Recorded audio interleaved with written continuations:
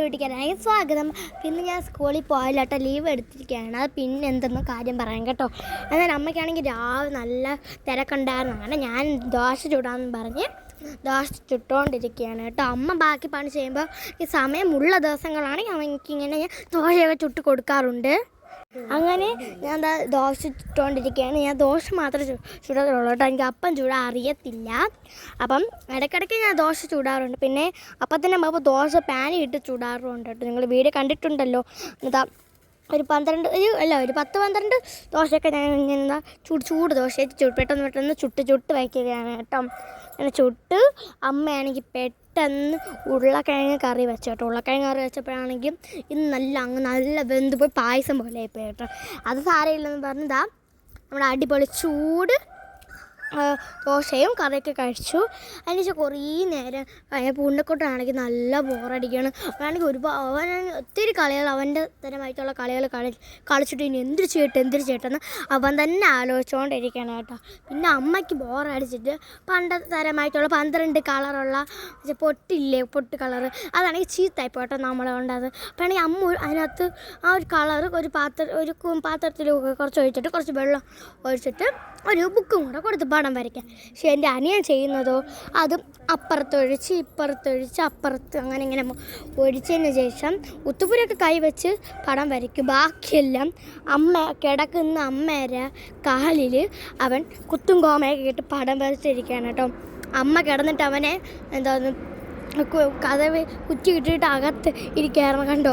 അവനാണെങ്കിൽ അമ്മയുടെ ആണെങ്കിൽ അവൻ്റെ തരമായിട്ടുള്ള പടങ്ങളൊക്കെ വരച്ച് വെച്ചിരിക്കുന്നു. ബുക്കിലാണെങ്കിൽ ഞാൻ കുറച്ച് ഒഴിക്കുന്നുണ്ടായിരുന്നു.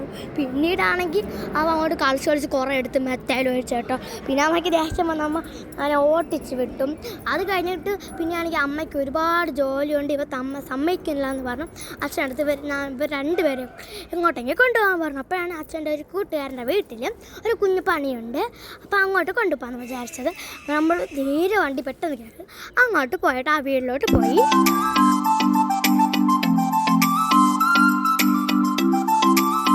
മുമ്പ് ഈ വീട്ടിൽ പോയിട്ടുണ്ട് കേട്ടോ. ആ വീട്ടിലേക്ക് കയറി അത്യാവശ്യം ഒരു നല്ല വീടൊക്കെയാണ്. ഒരു കാറൊക്കെ ഉണ്ട്. അവിടെയാണെങ്കിൽ ഒരുപാട് മരങ്ങളൊക്കെ ഉണ്ട് കേട്ടോ. അവിടെ അപ്പുറത്തൊരു വീട്ടിൽ കമ്പിളി നാരങ്ങയൊക്കെ ഉണ്ട്. പിന്നെ മുളകൊക്കെ ഉണക്കാനൊക്കെ ഇട്ടിട്ടുണ്ടായിരുന്നു. നേരെ അകത്തോട്ട് കയറി കേട്ടോ. അച്ഛനാണെങ്കിൽ ഇവൻ്റെ ഈ വീട്ടിലും ഒരു ചക്കി മമ്മി എന്ന് പറഞ്ഞ ചക്കി അത്ത ഉണ്ട് കേട്ടോ. ആ ചക്കി അത്തയ്ക്ക് ഒരു കുഞ്ഞ് വാവയുണ്ട്. ആ വാവയ്ക്കിപ്പോൾ 1.5 വയസ്സെന്തോ ആയിട്ടുള്ളൂ. ആ വാവയാണെങ്കിൽ ഇറങ്ങി പോകാതിരിക്കാൻ വേണ്ടിയിട്ട് അവിടെ കൊണ്ടുപോയിട്ട് ഇതേപോലെ ഡോറ് ഫിറ്റ് ചെയ്ത് വെച്ചിട്ടുണ്ടായിരുന്നു. അതിൻ്റെ കൊളുത്തൊക്കെ ഇളകിപ്പോയി. അപ്പോൾ അതിനായിരുന്നു അച്ഛനെ വിളിച്ചിട്ടുണ്ടായിരുന്നു. ആദ്യം തന്നെ അച്ഛൻ ആ കൊളുത്തൊക്കെ ആദ്യം ഫ്രണ്ടിലൊരു കൊളുത്ത്, പിന്നെ അകത്തൊരു കൊളുത്ത്, പിന്നെ ഈ വാവയാണെങ്കിൽ കൊളുത്തൊക്കെ ഇങ്ങനെ ഇളക്കാൻ പ്രായമായി വരുന്നുണ്ടല്ലോ, അതുകൊണ്ട് അത് കുഞ്ഞാ ഇളക്കാതിരിക്കാൻ വേണ്ടിയിട്ട് ഇങ്ങനെ തടി വെച്ചിട്ട് അങ്ങോട്ടും ഇങ്ങോട്ടും ആക്കുന്ന വേറൊരു സംഭവം അച്ഛൻ ചെയ്ത് വെച്ചിട്ടുണ്ട് കേട്ടോ. അതുകൊണ്ട് ഈ വാവയ്ക്ക് 1.5 വയസ്സായതുകൊണ്ട് ആ വാവ ഇങ്ങനെ ഇളക്കി കളയത്തില്ല. എൻ്റെ അനിയനാണെങ്കിൽ ഇപ്പം ഒന്നാമത് ആൺകുട്ടിയാണ്, അതുപോലെ തന്നെ നല്ല കുസൃതി ആയതുകൊണ്ട് അവൻ അറിയാം. എൻ്റെ വാവയ്ക്കൊന്നും ഇതൊന്നും പറ്റില്ല, അവൻ നന്നായിട്ട് ഇളക്കും. പിന്നെ അച്ഛന് അതൊക്കെ കുറച്ച് നേരം ചെയ്തു. പിന്നെ അവിടെ ഒരു ഓട്ടോറിക്ഷ കൂടെ ഉണ്ട് കേട്ടോ. പിന്നെ അവിടെ വേറെ എന്തൊക്കെയൊക്കെയോ അച്ഛന് അൽക്കുലത്ത് പണികളൊക്കെ ഉണ്ടായിരുന്നു, അതൊക്കെ കഴിഞ്ഞു. പിന്നെ ഒത്തിരി നേരം നമ്മൾ കളിച്ചു കേട്ടോ. ആ വാവയും എൻ്റെ വാവയും ഞാനും ചക്കയത്തയും കൂടെ ഒരുപാട് നേരം കളിച്ചു. ഇവരാണെങ്കിൽ വെളിയിറങ്ങി പോകുന്നതുകൊണ്ട് നമ്മുടെ കഥ കുറ്റിയിട്ട് അകത്തിരുന്ന് കളിച്ചു. അതുകൊണ്ട് വീഡിയോ ഒന്നും എടുക്കാൻ പറ്റിയില്ല കേട്ടോ. അതുകൊണ്ട് പിന്നെ നമ്മൾ വീഡിയോസ് എടുത്തില്ല. എന്നാൽ നമ്മൾ ഒത്തിരി നേരം ഒക്കെ കളിച്ചോട്ട് 11 മണി കഴിഞ്ഞ് 1:30 ആയപ്പോഴാണ് തിരിച്ചു വന്നിട്ടുണ്ടായിരുന്നത്. അച്ഛൻ ഇവിടെ ഡോറ് പണിയൊക്കെ കുറച്ച് കഴിഞ്ഞപ്പോൾ ചെയ്തു. ഇനി വേറെ എന്തോ ഒരു കുഞ്ഞു പണിയും കൂടെ ഉണ്ടായിരുന്നു, അതാണ് ഇപ്പം അച്ഛൻ ചെയ്തുകൊണ്ടിരിക്കുന്നത് കേട്ടോ. നല്ല ഭംഗിയുണ്ടായിരുന്നു. ഈ ഡോർ മുമ്പേ വച്ചിട്ടുണ്ടായിരുന്നു. ഈ കൊളുത്തളയിൽ പോയോണ്ടാണ് കേട്ടോ അച്ഛനെ വിളിച്ചത്. അച്ഛൻ പണിയൊക്കെ ചെയ്തുകൊണ്ടിരിക്കുകയാണ്. ആ ഡോറ് മുമ്പ് അച്ഛൻ തന്നെ ആയിരുന്നു കേട്ടോ ചെയ്തിട്ടുണ്ടായിരുന്നത്. അതിനുശേഷം ഞാൻ നേരെ പോയതെന്ന് പറഞ്ഞത് ആശുപത്രിയിലേക്കാണ് കേട്ടോ. ഞാൻ പറഞ്ഞില്ല ലീവ് എടുത്തതെന്ന് വെച്ചാൽ അച്ഛൻ്റെ വീടുണ്ടായിരുന്നു കേട്ടോ, അതുകൊണ്ടാണ് നമ്മൾ അങ്ങ് പോയത്. ഇന്നാണെങ്കിൽ എനിക്ക് കുറച്ച് ദിവസം കൊണ്ട് പനി ചുമയും കഫമൊക്കെ ആയിരുന്നു. അപ്പോൾ ആണെങ്കിൽ ബ്ലഡ് ടെസ്റ്റ് ചെയ്യാനായിരുന്നു വന്നിട്ടുണ്ടായിരുന്നത്. അല്ലെങ്കിൽ ഞാനാണെങ്കിൽ അങ്ങനെയാണെങ്കിൽ റെസീറ്റൊക്കെ കൊടുത്ത് ആ സിസ്റ്ററാണെങ്കിൽ എന്നെ കയ്യിൽ നിന്നൊക്കെ നല്ല കൈയാണെന്നൊക്കെ ടെസ്റ്റ് ചെയ്തിട്ട് ആണെങ്കിൽ എന്നെ കുത്തിയെടുത്ത് ഗായ്സ്. ആദ്യം കുത്തുമ്പോൾ എനിക്ക് ചെറിയൊരു വേദന, ഉറുമ്പടിക്കണ വേദന, അതൊക്കെ ഞാൻ സഹിക്കും കേട്ടോ. അതിന് എടുക്കുമ്പോഴാണ് എനിക്ക് നല്ല വേദനയ്ക്കാണ് കേട്ടോ. അപ്പോൾ ഞാൻ കുറച്ച് എന്ന് വിളിച്ചേട്ടോ. ഞാൻ ഇപ്പം അങ്ങനെ അതിന് ശേഷം പഞ്ഞിയില്ലേ അമ്മ പറഞ്ഞിട്ടുണ്ട് മഞ്ഞ പഞ്ഞി ഇടാനെന്ന്. അങ്ങനെ ഞാൻ വച്ചിരുന്ന പഞ്ഞിയിൽ കുറച്ച് ബ്ലഡൊക്കെ ആയപ്പോൾ ഞാൻ കൊണ്ട് ഇട്ടിട്ടുണ്ടായിരുന്നു കേട്ടോ. ഇപ്പോഴാണെങ്കിൽ ഇത് മുക്കോൽ ആശുപത്രിയാണ് കേട്ടോ. അവിടെ ഇപ്പം ഞാൻ സാധനങ്ങളൊക്കെ വെച്ച് കെട്ടിയതായിരുന്നു. പിന്നെ എനിക്ക് ബ്ലഡൊക്കെ എടുത്തതല്ലേ എന്ന് വിചാരിച്ചു ഒരു കടയിൽ കയറ്റിയിട്ട് അമ്മ ഇഷ്ടമുള്ളൊരു മുട്ടായി പോയി എടുക്കാൻ പറഞ്ഞു. ഞാൻ ഒരു 10-ൻ്റെ 5 സ്റ്റാർ ആയിരുന്നു എടുത്തിട്ടുണ്ടായിരുന്നത്. ഞാൻ അവിടെ വെച്ച് തന്നെ പൊട്ടിച്ച് കഴിച്ചു കേട്ടോ. എനിക്ക് നല്ല ഇഷ്ടപ്പെട്ട ഒരു മുട്ടായി. ഞാൻ സ്റ്റിക്കേഴ്സ് എടുത്തു, അത് 10-ൻ്റെ ഉണ്ടായിരുന്നില്ല, അതുകൊണ്ടാണ് ഞാൻ 5 സ്റ്റാർ എടുത്തത്. എനിക്ക് എല്ലാം ഇഷ്ടമാണ് കേട്ടോ. കൂടുതലും ഡയറി മിൽക്കാണ് എനിക്കിഷ്ടം. ശേഷം വൈകുന്നേരമായപ്പോൾ നമ്മളാണെങ്കിൽ കുളിച്ച് റെഡിയായി ഞാനും അച്ഛനും ചേച്ചിമാരും മാമിയും അച്ഛമ്മയും എല്ലാവരും കൂടെ റെഡിയായി നേരെ നമ്മളെ ചന്ദനമാരി അമ്മൻ കുടുംബക്ഷേത്രത്തിലേക്ക് പോയി കേട്ടോ. ഇന്ന് ചൊവ്വാഴ്ചയാണ് കേട്ടോ. എല്ലാ ചൊവ്വയും വെള്ളിയും ഇവിടെ നാരങ്ങ വിളക്കുണ്ട്. അപ്പോൾ അതിന് വേണ്ടിയാണ് വന്നിരിക്കുന്നത്. പിന്നെ വേറൊരു കാര്യമുണ്ട്, എൻ്റെ അച്ചാമ്മേരെയും അപ്പാപ്പേരെയും വക ഇന്ന് ഈ ക്ഷേത്രത്തിൽ പൂജ കൊണ്ടാണ് നമ്മൾ മെയിനായിട്ട് വന്നത്.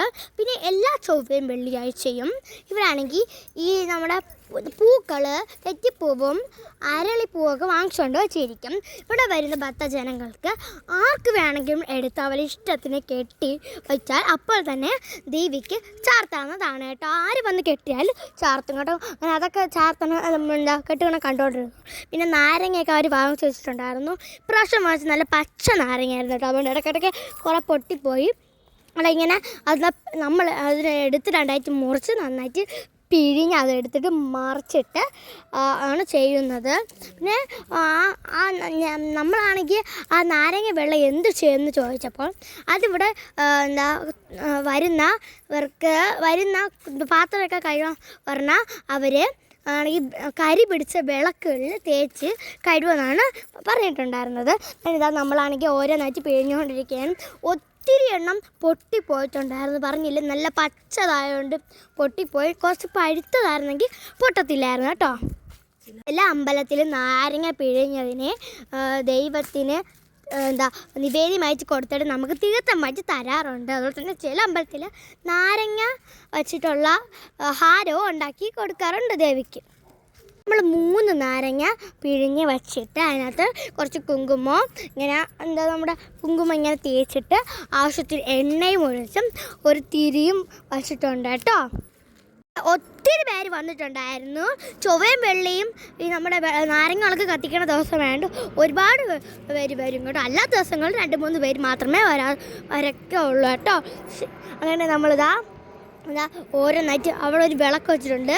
ആ വിളക്കി കൊണ്ടുപോയി കത്തിച്ച് നമ്മൾ ആദ്യം തന്നെ നടയിൽ നിന്ന് ദേവി എടുത്ത് പ്രാർത്ഥിച്ച് ബാക്കിയുള്ള എല്ലാ പ്രതിഷ്ഠയും അവിടെ പോയി 3 പ്രാവശ്യം വരം ചുറ്റി നമ്മൾ പ്രാർത്ഥിക്കും കേട്ടോ. അങ്ങനെ പ്രാർത്ഥിച്ചു ഇരിക്കുകയാണ്. ഒരുപാട് പേര് വന്ന് നേരത്തെ ചെയ്തു. നമ്മൾ വന്നപ്പോൾ കുറച്ച് താമസിച്ച് പോയ കേട്ടോ. 6:30 ഒരു പൂജയുണ്ട്, അതിന് മുമ്പാണ് ചെയ്യാൻ. അഥവാ നമ്മൾ എത്തുമ്പോൾ താമസിച്ച് പോയാൽ 6:30 ശേഷം നിവേദ്യത്തിന് ശേഷം നമുക്ക് ചെയ്യാവുന്നതാണ്. അങ്ങനെ നമ്മൾ നിവേദ്യത്തിന് ശേഷം ചെയ്ത് കേട്ടോ. അതിനുശേഷം നമ്മുടെ പൂജയൊക്കെ കഴിഞ്ഞു. ഒരുപാട് നേരം കഴിഞ്ഞ് പൂജയൊക്കെ കഴിഞ്ഞു. നമ്മുടെ ഭസ്മമൊക്കെ തലയിലിട്ടു. നമ്മുടെ ഇത് ചാർത്ത് വാങ്ങിച്ച് കഴിഞ്ഞ് നൂലൊക്കെ കെട്ടി. പിന്നെ അവിടെ പായസം ഉണ്ടായിരുന്നു.